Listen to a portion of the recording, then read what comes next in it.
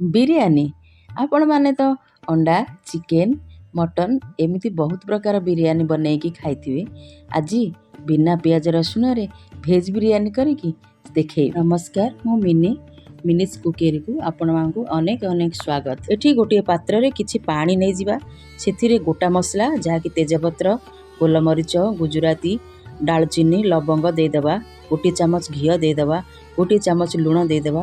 ଆଉ ଧୋଇ ରଖିଥିବା ଚାଉଳକୁ ପକାଇ ନେବା। ଭାତରେ ଗୋଟା ମସଲା ପକାଇଲେ ତାର ଟେଷ୍ଟ ବହୁତ ଭଲ ଲାଗିଥାଏ। ଗୋଟିଏ ପାତ୍ର ନେଇଯିବା।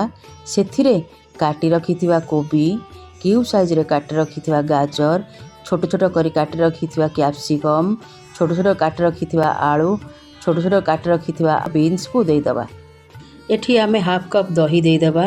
ତା ଦେହରେ କିଛି ମସଲା ଯାହାକି ହଳଦୀ ଗୁଣ୍ଡ, ଲଙ୍କା ଗୁଣ୍ଡ, ବିରିୟାନୀ ପାଉଡ଼ର ଆଉ ଧନିଆ ପାଉଡ଼ର ଦେଇଦେବା। ଫାଇନାଲି ସ୍ୱାଦ ଅନୁସାରେ ଲୁଣ ପକାଇ ଦେଇ ତାକୁ ଭଲ ଭାବେ ଗୋଳାଇ ନେବା। ଆଉ ଢାଙ୍କି 15-20 ମିନିଟ୍ ଛାଡ଼ି ନେବା।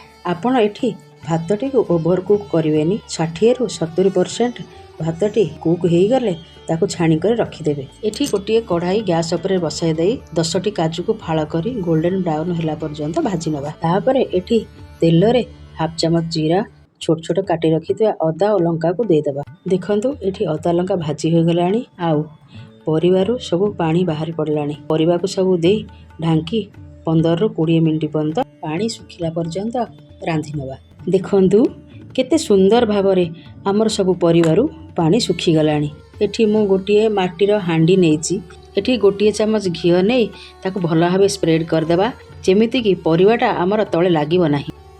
ତାପରେ ଭାଜି ରଖିଥିବା ପରିବାକୁ ଇକ୍ୱାଲ ଭାବରେ ସ୍ପ୍ରେଡ୍ କରିଦେବା।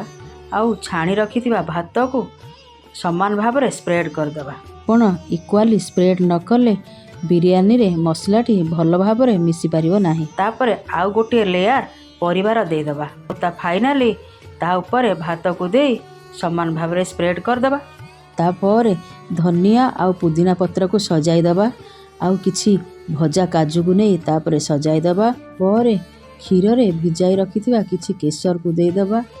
ଫାଇନାଲି ଗୋଟିଏ ଢାଙ୍କୁଣୀ ନେଇ ଘୋଡ଼ାଇ ଦେବା। ଆଉ ଅଟା ଚାକଟା ନେଇ ଚାରିପଟ ଯାକ ଭଲ ଭାବରେ ଦେଇଦେବା, ଯେମିତିକି ଗ୍ୟାସ୍ଟି ବାହାରକୁ ନଯାଏ। ନହେଲେ ଆମର ବିରିୟାନୀଟି ଭଲ ଭାବରେ କୁକ୍ ହୋଇପାରିବ ନାହିଁ। ହାଣ୍ଡିଟିକୁ ନେଇ ଗ୍ୟାସ୍ରେ ବସାଇ 30ରୁ 35 ମିନିଟ୍ ପର୍ଯ୍ୟନ୍ତ ଦମ୍ ଦେବା। ଦେଖନ୍ତୁ କେତେ ସୁନ୍ଦର ଭାବରେ ଆମର ବିରିୟାନୀଟି ପ୍ରସ୍ତୁତ ହୋଇଯାଇଛି। ଆପଣ ଆକୁ ରାଇତା ସହିତ ସର୍ଭ କରନ୍ତୁ। ଆପଣ ମୋ ଚ୍ୟାନେଲକୁ ନୂଆ ଆସିଥିଲେ କିମ୍ବା ମୋ ଭିଡ଼ିଓଟି ଭଲ ଲାଗିଥିଲେ ଡେଫିନାଇଟଲି ସବସ୍କ୍ରାଇବ୍ କରନ୍ତୁ। ଜୟ ଜଗନ୍ନାଥ।